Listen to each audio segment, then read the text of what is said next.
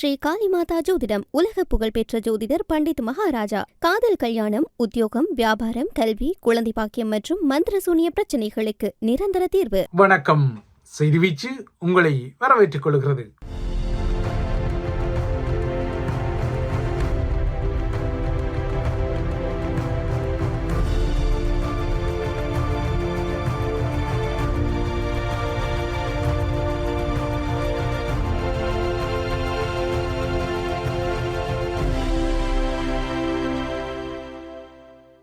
செய்தி வீச்சிலும் இலங்கை மற்றும் மத்திய கிழக்கு மற்றும் ஐரோப்பிய நிலவரங்கள் காத்திருக்கின்றன. இலங்கையை மையப்படுத்திய தனது மிஷனை அமெரிக்கா தீவிரப்படுத்தியமைக்கு அடையாளமாக அதன் 2 உயர் முகங்கள் இன்று கொழும்பில் ஒரே நேரத்தில் பிரசன்னப்பட்டுள்ளமை ஆதாரப்படுகின்றது. இந்த 2 உயர் முகங்களின் ஒரே நேர பிரசன்னங்கள் இலங்கை மீதான அமெரிக்க மிஷனை அறியாதவர்களுக்கு ஆச்சரியமாக ஒருவேளை இருக்கக்கூடும்.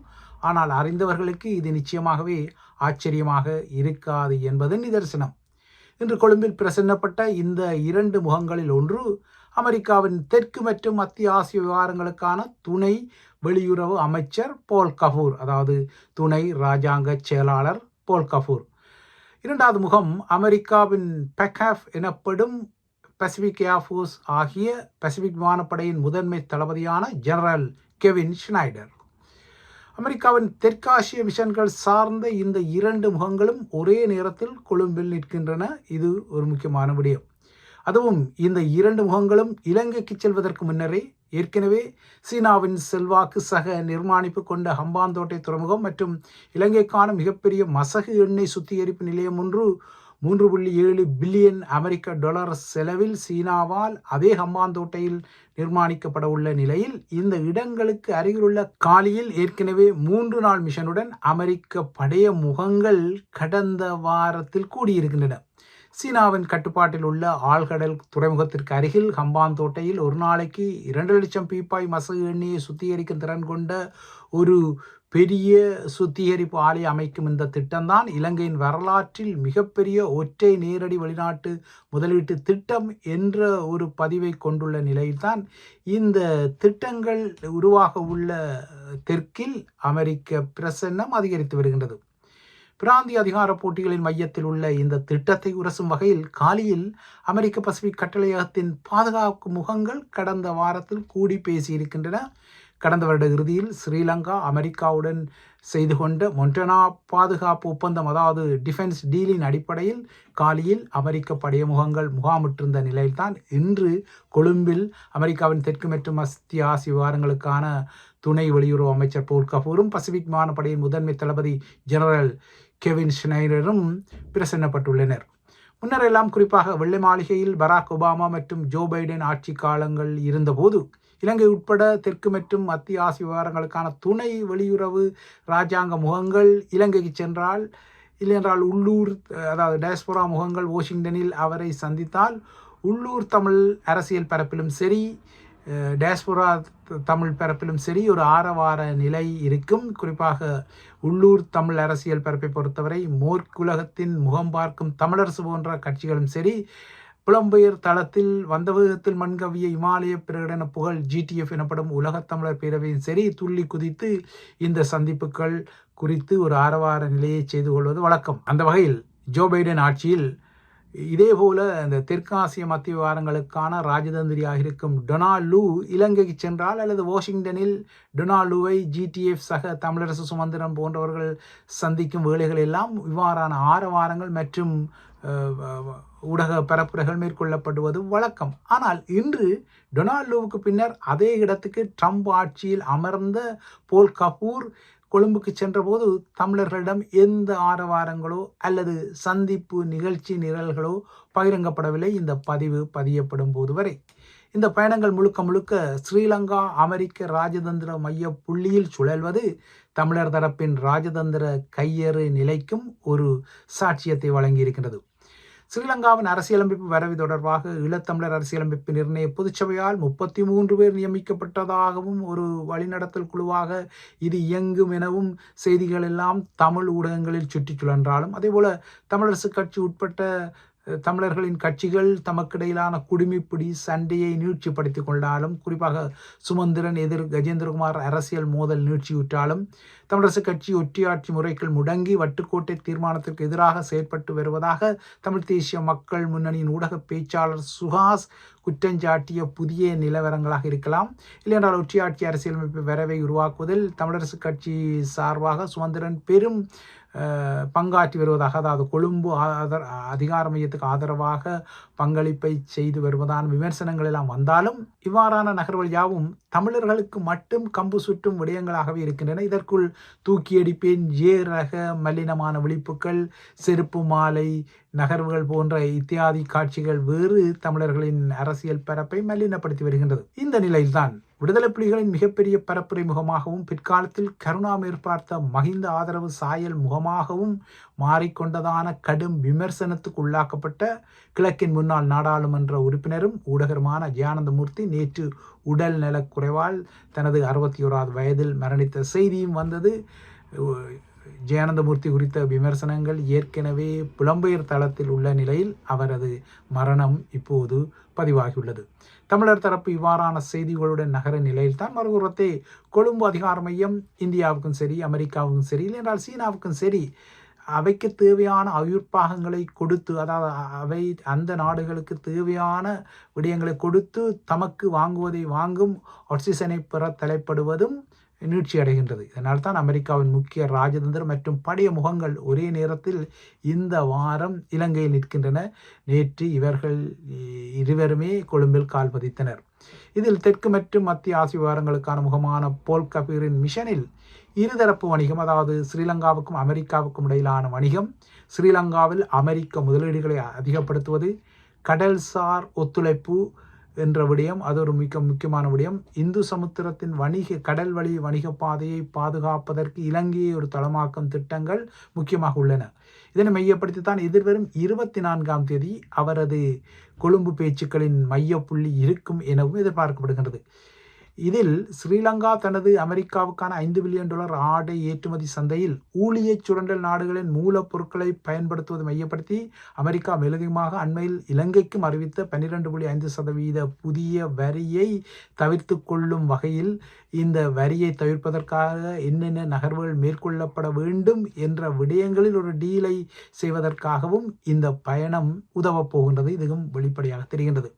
இதனை விட இலங்கையில் உள்ள முக்கிய துறைமுகங்கள், எரிசக்தி மற்றும் தொழில்நுட்ப துறைகள் உட்பட்ட முக்கிய உட்கட்டமைப்புகளில் அமெரிக்க மூலதனத்தை இப்போது இருப்பதை விட பல மடங்காக அதிகரிப்பதற்கான முன்னுரிமைகளுக்குரிய பேச்சுக்களும் நடத்தப்பட உள்ளன. இது ஒரு முக்கியமான விடயம். ஏற்கனவே சீனாவும் அமெரிக்காவும் இந்த துறைமுகங்கள் போன்ற கட்டமைப்புகளில் போட்டி போடும் நிலையில் இப்போது அமெரிக்கா அவற்றுக்கு சவாலாக போட்டி போடும் நிலையை உருவாக்குகின்றது. இதுவும் கொழும்பு அதிகார மையத்துக்கு ஒரு புதிய சவாலாக மாறக்கூடும். இதே போல பசிபிக் பிராந்திய அமெரிக்க தளபதியான ஜெனரல் கெவின் ஷ்னைடரின் நிகழ்ச்சி நிலை நோக்கிக் கொண்டால் அது முழுக்க இலங்கையில் அமெரிக்க படைய நலன்களை பேணும் இலக்கில் சுற்றி சுழல்கிறது.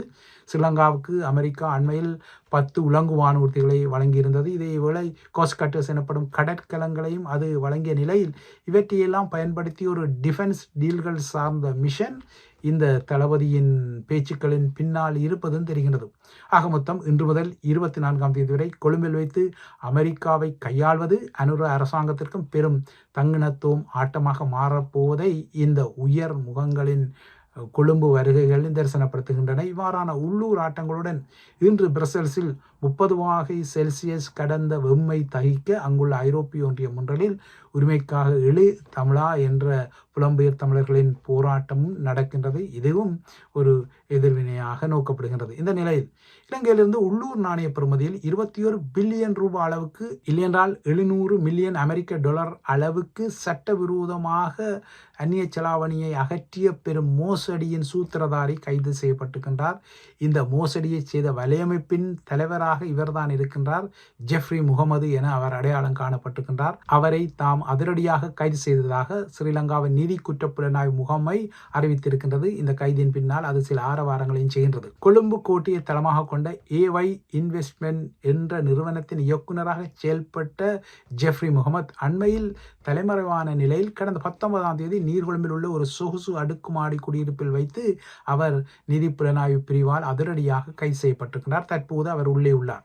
இலங்கையில் பொருட்களை இறக்குமதி செய்வதாக போலியாக கணக்குகளை காட்டி இலங்கையிலிருந்து சட்டவிரோதமாக அந்நிய செலாவணியை வெளியே அனுப்பிய பெரும் குற்றத்தை இவர் செய்திருக்கின்றார். இதற்காக இவர் நுட்பமான வலையமைப்புகளை உருவாக்கியிருக்கின்றார். குறிப்பாக 36 பேரின் பெயர்களில் வங்கி கணக்குகளை திறந்து அவர்கள் யாவும் இறக்குமதி முதலீட்டாளர்கள் இல்லைன்றால் இறக்குமதி தொழிலில் ஈடுபவர்களாக காட்டி இந்த பரிமாற்றத்தை அவர் செய்திருந்தார். ஆனால் உண்மையில் இந்த 36 பேரும் சாதாரண வருமானத்தை கொண்டவர்களாக இருக்கும் நிலையில் தான் அவர்களது பேரில் இந்த வங்கி கணக்கு திறக்கப்பட்டு பெருமளவு அந்நிய செலாவணி அவர்களின் கணக்குகளூடாக வெளிநாட்டுக்கு சட்டவிரோதமாக அனுப்பப்பட்டது. இவ்வாறாக அனுப்பப்படும் இந்த சட்ட விரோத பணம் பரிமாற்றத்தில் ஒவ்வொரு அமெரிக்க டாலருக்கும் 2 ரூபா என்ற கட்டணத்தை வசூலித்த பெரும் தில்லாலங்கடியை இந்த ஜெஃப்ரி முகமது செய்தமையும் இப்போது அம்பலப்பட்டுள்ளது.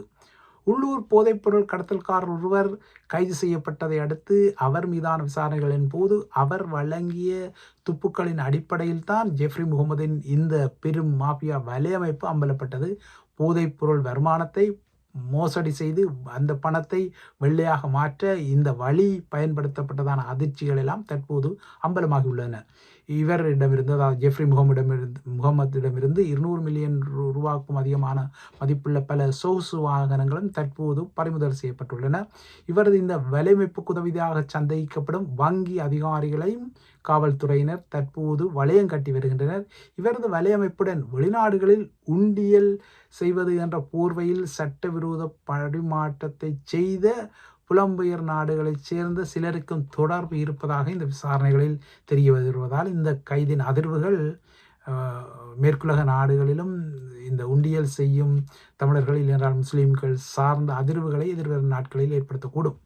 இவை இலங்கை விடயங்கள். இறுதியாக உலக நிலவரங்களை நோக்கிக் கொண்டார். ஈரானுக்கும் அமெரிக்காவுக்கும் இடையிலான போரை நிறுத்தும் வகையில் ஒரு ஒப்பந்தத்தை இன்னும் 55 நாட்களுக்குள் பெறும் வகையிலான பேச்சுக்கள் இடம்பெற்று வருகின்றன. சுவிட்சர்லாந்தில் கடந்த வார இறுதியில் அமெரிக்காவின் உப அரசு தலைவர் JD வான்ஸ் தலைமையில் இந்த உயர்மட்ட பேச்சுவார்த்தைகள் நடந்தன. இன்று அதிகாலை அவை முடிவடைந்தன. இந்த பேச்சுக்கள் வெற்றிகரமாக முடிவடைந்ததாக இப்போதைக்கு அறிவிக்கப்பட்டுள்ளது. இந்த பேச்சுக்களின் போது லெபனானில் நடக்கும் மோதல்களை கையாள்வதற்காக ஒரு மோதல் தவிர்ப்பு பிரிவை உருவாக்கி கொள்ள ஈரானும் அமெரிக்காவும் ஒப்புக்கொண்டுள்ளன.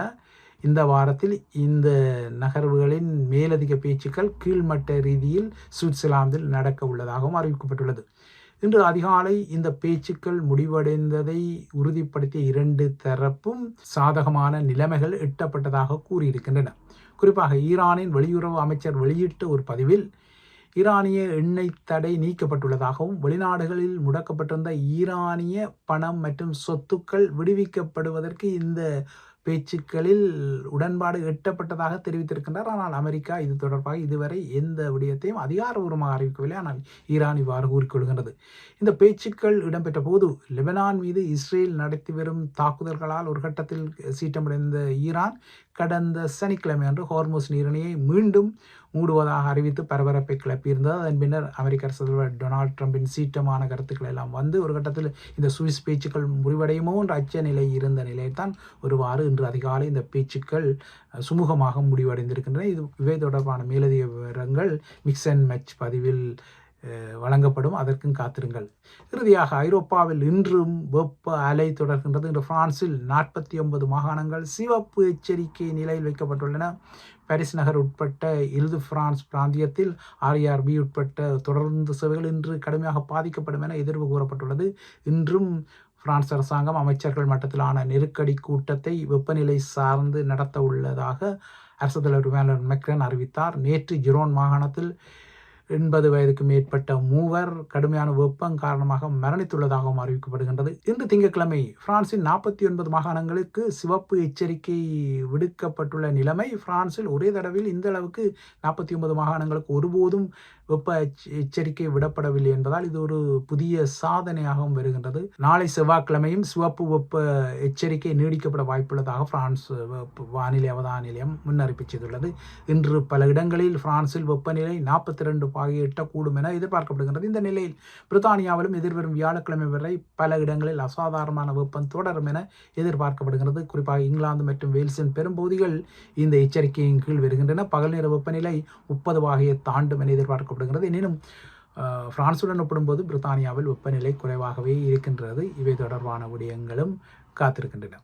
இவைதான் ஐபிசி தமிழின் செய்திவீச்சு. தொடர்ந்தும் ஐபிசி தமிழுடன் இணைந்திருங்கள்.